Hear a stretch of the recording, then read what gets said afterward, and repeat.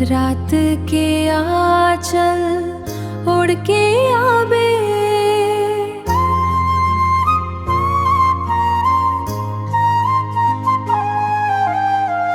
चांदनी के निंदिया लावे, चिड़िया मन हा घर लागे तुरी, झकना नान मोला निंदिया लागे।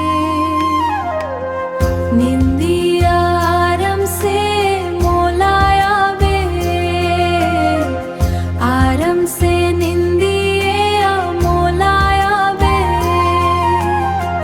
माया के हिचको मा झुलावे मोला, निंदिया आरम से आवे ओ मोला, निंदिया आरम से आवे।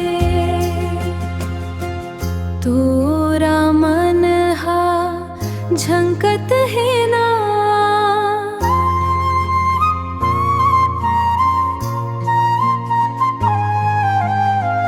तिम तिम करके निंदिया बोलत है ना, आँखी मल्ला मोला बंद कर ले, सपना के दुनिया माँ झूल जा।